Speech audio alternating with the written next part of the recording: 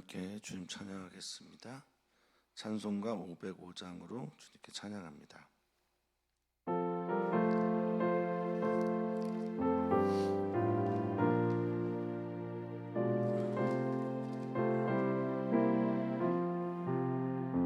온 세상 위하여 나 복음 전하리. 만 백성 모두 나와서 주 말씀 들으라. 죄 중에 빠져서 헤매는 자들아, 주님의 음성 듣고서 너 구원받으라. 전하고 기도해 매일 증인 되리라. 세상 모든 사람 다 듣고 그 사랑 알도록 온 세상 위하여 이 복음 전하리. 저 죄인 회개하고서 주 예수 믿으라. 이 세상 구하렴 주 돌아가신 곳 나 증거하지 않으면 그 사랑 모르리. 전하고 기도해 매일 증인 되리라. 세상 모든 사람 다 듣고 그 사랑 알도록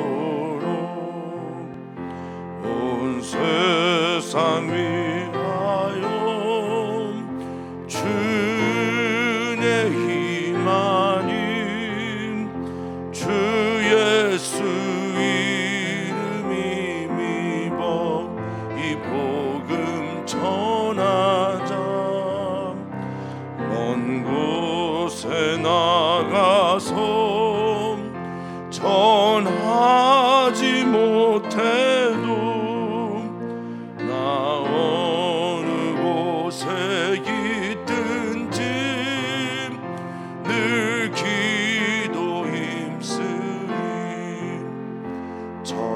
전하고 기도해 매일 증인 되리라. 세상 모든 사람 다 듣고 그 사랑 알도록. 아멘, 아멘. 주님께 감사합니다. 주님께 감사하는 가장 큰 이유는 우리가 하나님을 믿기 때문이고 믿을 수 있기 때문에 그렇습니다. 다른 분들에게는 어떨지 모르겠지만 저에게는 하나님을 믿는다라고 고백하는 것은 저의 한계를 인정하는 것과 같습니다. 나의 한계를 인정하고 주님 앞에 설 때 하나님을 믿는 것 외에 다른 방법이 없음을 다시 한번 고백합니다. 주님, 하나님을 믿는 것이 우리 삶에서 가장 감사한 일이 되게 하여 주시옵소서. 성령님께서 우리 안에 거하시며 우리로 증인되게 하시는 첫 번째 고백, 나는 하나님을 믿습니다 입니다. 사랑하는 모든 성도들이 예배하며 하나님에 대한 믿음이 더욱 커지게 하여 주시옵소서. 감사함 예수님의 이름으로 기도하옵나이다. 아멘. 하나님의 말씀 함께 봅니다. 사도행전 4장 13절에서 22절까지입니다. 사도행전 4장 13절에서 22절입니다. 한 목소리로 읽겠습니다. 그들이 베드로와 요한이 담대하게 말함을 보고 그들을 본래 학문 없는 범인으로 알았다가 이상히 여기며 또 전에 예수와 함께 있던 줄도 알고 또 병 나은 사람이 그들과 함께 서 있는 것을 보고 비난할 말이 없는지라. 명하여 경내에서 나가라 하고 서로 의논하여 이르되 이 사람들을 어떻게 할까? 그들로 말미암아 유명한 표적 나타난 것이 예루살렘에 사는 모든 사람에게 알려졌으니 우리도 부인할 수 없는지라. 이것이 민간에 더 퍼지지 못하게 그들을 위협하여 이후에는 이 이름으로 아무에게도 말하지 말게 하자 하고 그들을 불러 경고하여 도무지 예수의 이름으로 말하지도 말고 가르치지도 말라 하니 베드로와 요한이 대답하여 이르되 하나님 앞에서 너의 말을 듣는 것이 하나님의 말씀을 듣는 것 옳은가 판단하라. 우리는 보고 들은 것을 말하지 아니할 수 없다 하니 관리들이 백성들 때문에 그들을 어떻게 처벌할지 방법을 찾지 못하고 다시 위협하여 놓아주었으니 이는 모든 사람이 그 된 일을 보고 하나님께 영광을 돌립니다. 이 표적으로 병 나은 사람은 30여 세나 되었더라. 40여 세나 되었더라. 아멘. 말씀을 읽다가 모기가 발 앞에서 막 얼쩡얼쩡거리다 보니까 40세를 30세로 읽었네요. 성도님들의 시설을 방해하는 갑자기 깨달은 건데 모기를 주변에서 꼭 잡으시고 믿음의 주가 되시고 운전하게 하시는 예수님 똑바로 볼 수 있는 영안이 떠지기를 축복합니다. 오늘의 본문 이야기는 성전 미문에 앉아 있는 장애인을 베드로와 요한이 나사렛 예수 이름으로 고치게 된 이후에 일어나고 있는 사건에 대한 그 이야기죠. 공회에 잡아가서 대제사장과 성전 맡은 자들이 먼저 hir난하고 그리고 이후에 공회에서 아침에 처벌을 하는 장면이 오늘의 이야기라고 할 수 있겠습니다. 참 신앙생활을 하고 그리스도인을 살다가 가장 절망적인 게 뭔가 생각해 보면 나는 사랑으로 했는데 나는 옳은 것을 전해주는 건데 나는 그들에게 최고의 선물을 전해주는 건데 그것이 거절당하고 또 거절뿐만이 아니라 멸시당할 때 참 마음이 어려워지죠.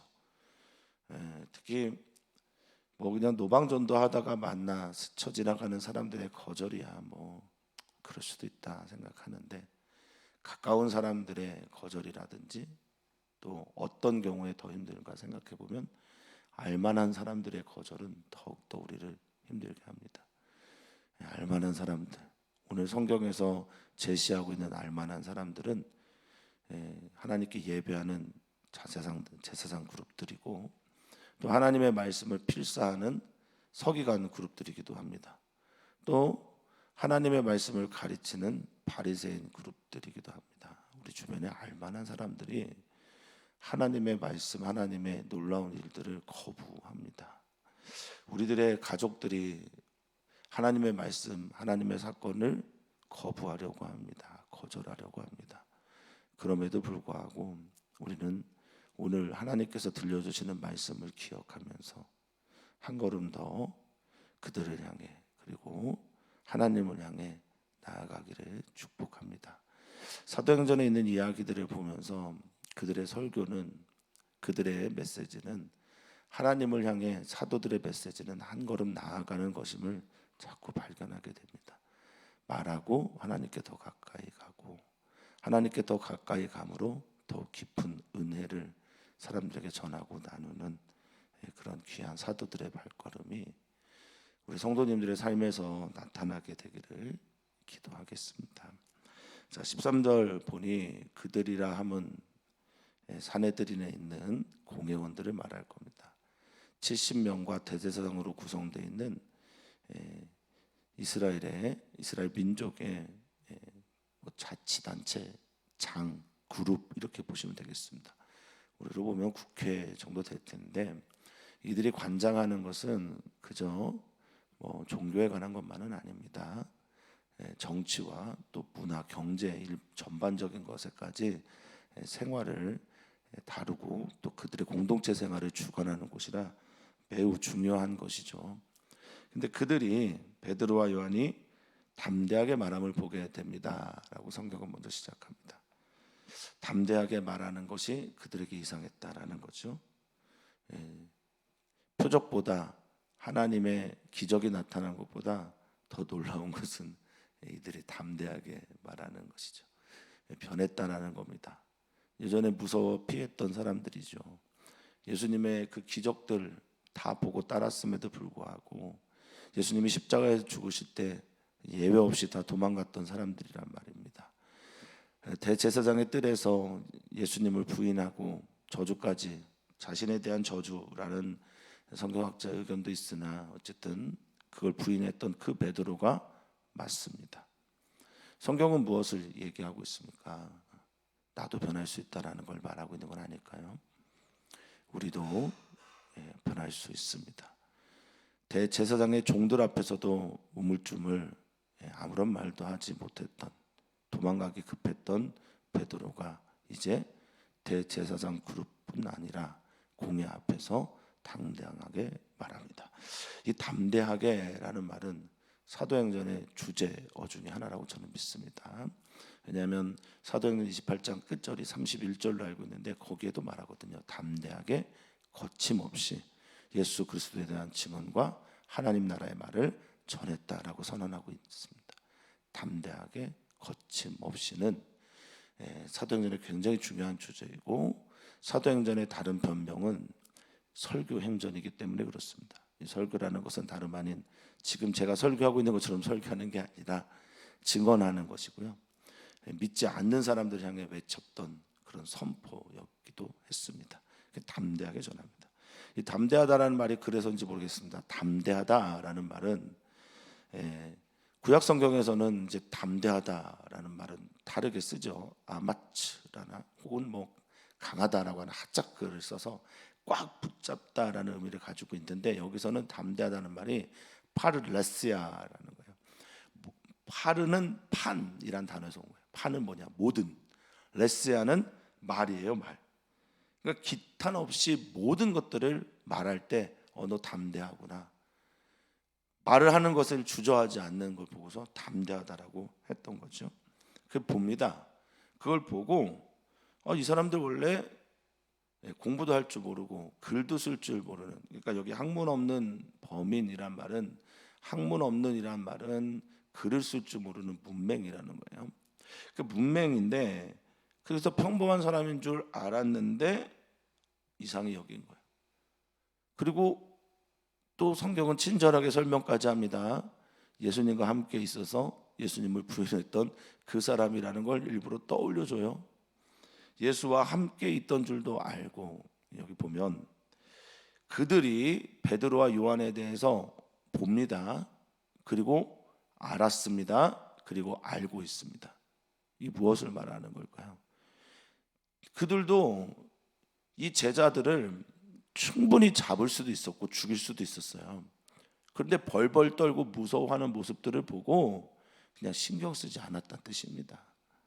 그런데 이들의 변화, 이것이 얼마나 놀라운지 누가는 아주 의도적으로 이상히 여기다라는 단어를 쓰는데요.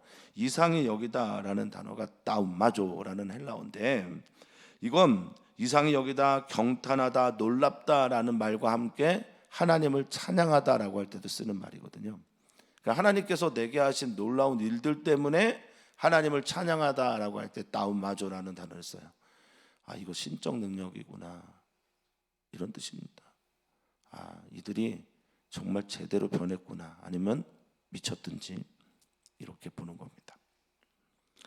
또 하나를 보게 됩니다. 또 하나를 보게 되는데 이 사람들, 증인들에 대해서 보고 또 하나는 증거를 보는 거예요. 사랑하는 성도님들이 전도할 때 너 왜 그래? 뭐 이런 거 있어요. 제가 고등학교 때 친하게 지냈던 친구가 갑자기 저를 불러서 야, 내가 예수님을 믿게 됐다고 하는데 어제 이제 일터교에서도 그런 고백을 들었는데 그 친구가 나 예수님 믿게 됐고 내가 딸이 셋인데 딸 셋을 목사님에게 주례를 하고 싶어. 그래서 너가 있으면 좋겠어. 이런 얘기를 한 적이 있었거든요. 아직까지 연락이 안 와요. 3년 전에 봤는데 코로나 전에. 네. 근데 제가 그 친구를 보는 거예요. 그 친구를 증인을 보고 두 번째는 이 베드로와 요한이 했던 증거를 봅니다. 우리가 전도할 때 나를 봐라. 굉장히 중요하죠. 그리고 내가 믿고 있는 이 기적과 표적 사건을 보라. 너 예수님 믿어서 뭐가 변했는데? 나 마음이 평안해졌어.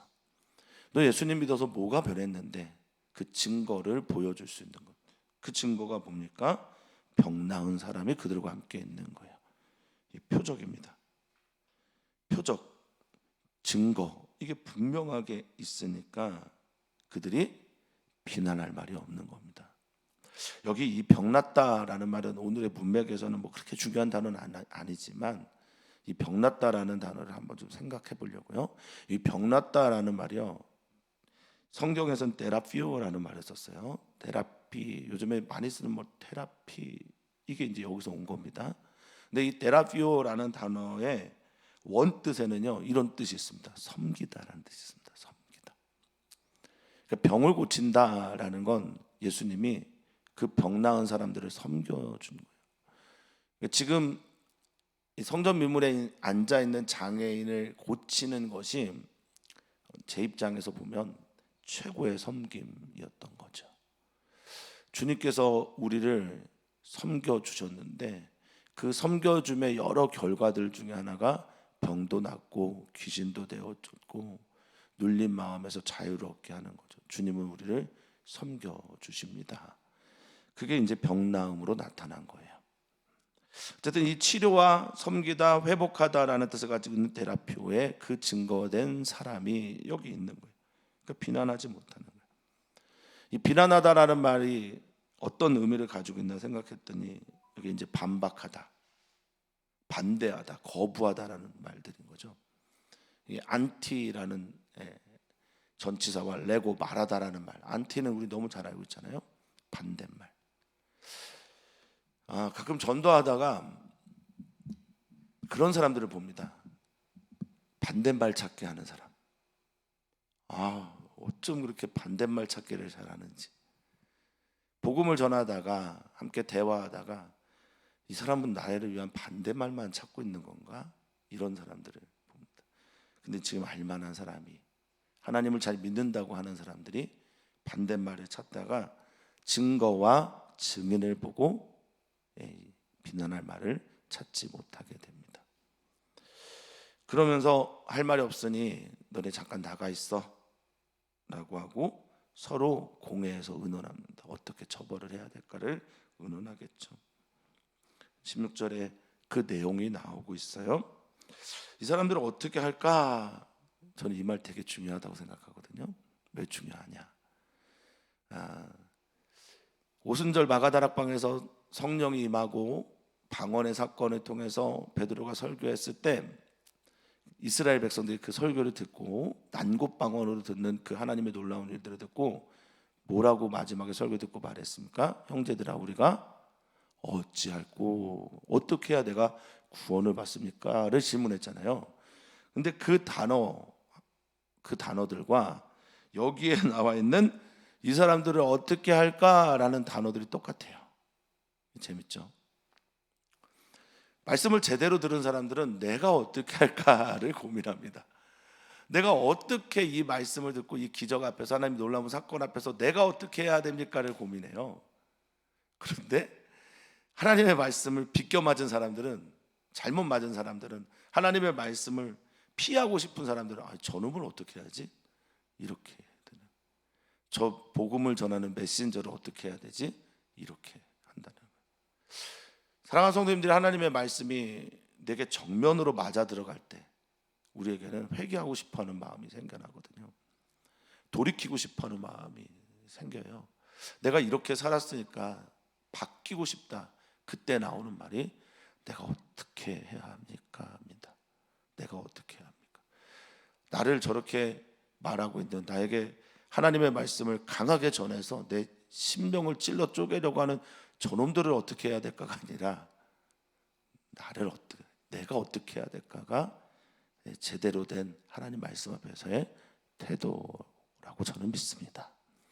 하나님의 말씀이 들려올 때 주님 내가 어떻게 해야 합니까?를 묻는 우리들이 됐으면 좋겠어요. 자, 이들은 이렇게 말합니다. 표적이 나타났네, 그것도 유명해졌네, 다 알게 됐네, 그러니 이거 우리가 부인할 수 없다라고. 그렇죠. 그럼 어떻게 해야 됩니까? 예수님 믿어야 되는데. 그러면 예수님 믿고 받아들이면 되잖아요. 자기도 부인할 수 없는데.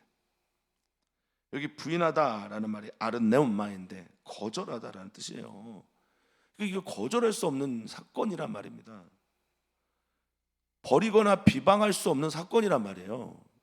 그런데 저놈들은 어떻게 할까를 얘기하고 있습니다.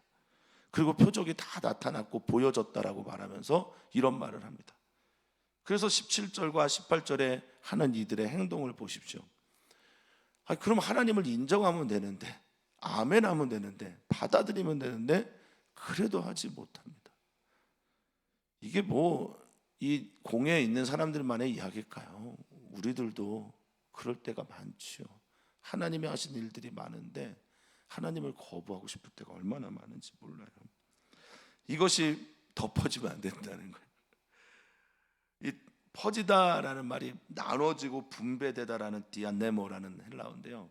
이게 나눠지면 안 된다는 거예요. 이 은혜가, 이 복음이, 그러니까 이 누가가 제대로 지금 조롱하듯이 쓴 것 같아요. 제가 볼 때는 하나님의 선물과 같은 이 사건, 하나님의 구원의 유일한 이름이신 예수 그리스도, 복음이신 그분이 나눠지면 안 된다는 거예요. 그냥 퍼져지는 게 아니라 나눠지고 분배되면 안 된다고 말을. 그래서 그들이 하는 말이 예전에 한번 통했으니까 위협하는 거예요. 야, 너네가 따르는 스승 예수 있지? 그들도 내가 죽였어. 우리가 죽였어. 그러니까 위협하는 거예요. 경고하는 거예요. 이 이름으로 아무에게도 말하지 마라고 말하는 거예요. 더 이상 퍼지지 않도록 하는 방법이 경고하면 되는 줄 알았어요. 말하지 마라고 말하면 되는 줄 알았어요. 이 정도면 되겠지 생각했어요. 그래서 그들을 불러서 말합니다. 18절에 도무지 이런 말을 했어요. 이 카둘로라고 하는 헬라어는 전적으로 완전히 너 이것만 하지 않으면 너 살려줄게. 아주 유명한 영화 대사 중에 하나죠. 살려는 드릴게, 이런 뜻이죠. 내가 목숨은 살려줄게. 너 이거는 살려줄게. 전적으로 이것만 하지 마. 그게 뭡니까? 예수 이름으로 말하지도 말고 가르치지도 말라. 너 이것만 안 하면 돼. 말하지 마. 이게 바랑겔로인데 퍼뜨리고 전하지 마. 가르치지 마. 이렇게 말합니다. 예레미야 선지자에게 하나님께서 임하실 때 예레미야가 내가 다시는 하나님의 말씀을 전하지 않으려고 하면 내 마음이 불붙는 것 같다고 예레미야는 그렇게 말을 했습니다. 그리스도인에게 이것 빼면 다 없는 거예요. 사단이 야, 너희 복음만 전하지 마. 내가 너희 교회에 돈도 줄게. 사람도 보내줄게. 너희 잘 되게 해줄게. 그런데 예수님의 이름만 전하지 마. 그럼 십자가 내려야죠. 그러면 교회를 닫아야죠. 그리스도인이 아닌 거잖아요. 예수 이름으로 말하지도 가르치지도 말라라고 경고하고 강하게 말하니 그때 이들이 대답합니다. 19절 베드로와 요한이 대답하여 이르되 같이 읽어볼까요?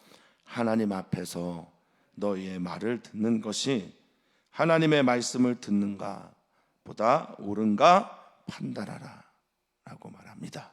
할렐루야. 우리 성도님들의 입술의 고백이 되기를 축복합니다. 어디에 있든 누구 앞에서든 그 자리가 이들은 하나님 앞에서라는 것을 먼저 고백합니다. 고람데오죠. 하나님 앞에서, 하나님 앞에서의 나다라고 선언하고 있는 거예요. 나는 지금 너희들 앞에 있는 게 아니야. 나는 하나님 앞에 있어 라는 거죠. 공회를 향해 들어가는 자리가 하나님을 만나러 가는 자리였고 하나님 앞에서의 자리였습니다. 사랑하는 성도님들이 어떤 일을 선택하고 어떤 곳을 가시든지 간에 가서 하나님 꼭 만나시기를 축복합니다. 하나님을 향해 들어가는 은혜가 있기를 축원합니다. 지금 하나님 앞에서 너희 말을 듣는 것, 듣고 순종하는 것까지 전제하고 있는 아코라는 헬라어로 썼어요. 그러니까 듣고 내가 순종하게, 아니면 하나님의 말씀을 듣는 것, 내가 그것을 듣고 순종하는 것, 어떤 게 옳으냐. 두말하면 잔소리다 라는 거죠. 나는 이것을 포기할 수 없다, 버릴 수도 없다. 예수 이름으로 전하고 가르치는 것을 금할 수 없다, 이 선언인 겁니다. 여기 판단하다라는 말이 법정 용어에서 결론 내리다라는 뜻이에요. 그러니까 마지막에 판사가 땅땅땅 3번 치고 뭐 이렇게 결정합니다라고 하는 크리노라는 법정 용어를 씁니다. 그렇게 결정할 수밖에 없다, 그렇게 정할 수밖에 없다. 그리고 아무리 분석하고 해석해도 정답은 나는 하나님 앞에서 하나님 말씀을 듣는 것이 맞다. 이것이 베드로와 요한의 고백입니다. 학문 없는 자, 평범한 범인, 예전에 무서워서 벌벌 떨었던 사람들, 이들의 변화는 그 공회원들에게 놀라운 증언이 됩니다. 그리고 증거가 될 것입니다. 20절입니다. 우리는 보고 들은 것을 말하지 아니할 수 없다라고 말합니다. 이 보다라는 말이 호라오라는 헬라어인데 경험하다라는 뜻을 가지고 있어요. 그 안에 나는 경험한 이 사건을, 또 듣고 있는 이 일들을, 하나님의 말씀을 듣고 있는 이것들을 말하지 아니할 수 없다라고 말합니다. 그런데 말하지 않았던 사람들이잖아요. 말하지 않는 정도가 아니라 갈릴리로 도망갔던 사람들이란 말입니다. 그냥 다시 고기 잡는 어부나 되리라라고 하고 이전으로 돌아갔던 사람들이란 말입니다. 부활하신 예수님의 사건을, 소식을 듣고도 문을 꽁꽁 걸어 잠그고 숨어있던 사람들이란 말입니다. 그런데 이제 말하지 아니할 수 없다라고 말하면서 그들 앞에 섭니다. 담대하게 거침없이 하나님 나라의 일들을 전합니다. 무서우니까 관리들이나 제사장이나 이 성전 맡은 자들이 아니라 하나님이 두렵기 시작한 거예요. 하나님을 경외함이 다른 어떤 것도 두렵지 않게 된 겁니다. 관리들이 백성들 때문에 요거 복음서에서 많이 보지 않았습니까? 대제사장과 서기관과 바리새인들이 백성들 때문에 예수님을 어떻게 하지 못하고, 헤롯 대왕도 백성들 때문에 세례 요한을 어떻게 하지 못하고, 백성들 때문에. 이들은 하나님을 믿는다고 알만하다고 말하지만 실은 하나님을 두려워하고 하나님을 믿는 게 아니었던 거죠. 사람들 때문이었던 거죠. 백성들 때문이었던 거죠. 어떻게 하지 못하고, 어떻게 혼내지 못하고, 벌하지 못하고, 여기 다시 뭐였대요? 21절에 위협하였대요. 다시 위협하였대요. 더 강하게 경고했다는 겁니다. 더 강하게 겁을 주었다는 겁니다. 그리고 이 모든 일들을 보고서 사람들이 하나님께 영광 돌렸다라고 말합니다. 사랑하는 성도님들 때문에 하나님께 영광 돌리는 일들이 많아졌으면 좋겠습니다. 사업을 하시든, 또 일을 하시든, 공부를 하시든, 또 무엇보다 성경학교로 또 수련회를 통해서 우리가 하나님께 영광 돌리는 일들이 많았으면 좋겠습니다. 메시지를 전하는 전 목사님이나 또 메시지를 전하는 김주영 전도사님이나 다른 일들을 통해서 하나님이 정말 영광 받는 사건이 수련회 때 가득했으면 좋겠습니다. 사랑하는 성도님들 때문에 성도님들을 보고 하나님께 영광을 돌리는 이들이 많았으면 좋겠습니다. 여러분들의 자녀들이 그런 자녀들이 되기를 또 주님의 이름으로 축복합니다. 아멘. 자, 모든 사람이 그 된 일을 보았답니다. 근데 그 된 일이 무엇 때문에 이들이 하나님께 영광을 돌렸을까 생각해 보면 표적과 기적도 있지만 사내들인 공회 갔다 왔다 그냥 나오네? 맞지도 않았네? 그저 경고만 들었네? 이것 때문에 또 하나님께 영광을 돌렸는지도 모르겠습니다. 이게 더 놀라운 사건인지도 모르겠어요. 그런데 여기 이 보다라는 말이요, 이 보다라는 말이요, 휴리스코라고 하는 헬라어인데 이건요 보다가 아니라 만나다에 더 가까워요. 만나다. 이런 사건들을 만나게 된 거예요. 다른 사람들이. 내가 하나님 앞에서 증언하려고 하는 그 일들이 베드로와 요한에게 나타나게 되자 다른 사람들은 하나님께 영광에 돌리게 될 일들을 베드로와 요한을 통해서 만나게 된 겁니다. 이게 다르게 말하면 베드로와 요한 때문에 하나님 만났다는 겁니다. 그러니까 하나님께 영광을 돌리죠. 성경학교 수련회 때 많은 선생님들도 축복해 주시고 기도하실 때 저들을 통해서 저들이, 여기서 저들은 선생님이고 뒤에 있는 저들이는 다음 세대 모든 아이들이 하나님 만나는 영광이 있기를 간절히 소망합니다. 기도해 주십시오. 우리는 통로일 뿐입니다. 우리를 통해서 많은 이들이 하나님 만났으면 좋겠습니다. 그리고 그 병 나은 사람의 나이를 누가가 말해주는데 40세다라고 말하고 있습니다. 왜 이야기를 했을까요? 저도 잘 모르겠습니다. 그런데 그런 이야기를 보면서 제가 이런 생각을 했습니다. 마지막 말을 보면서 내가 오늘 하나님 만났어. 오늘이 6월 27일이야.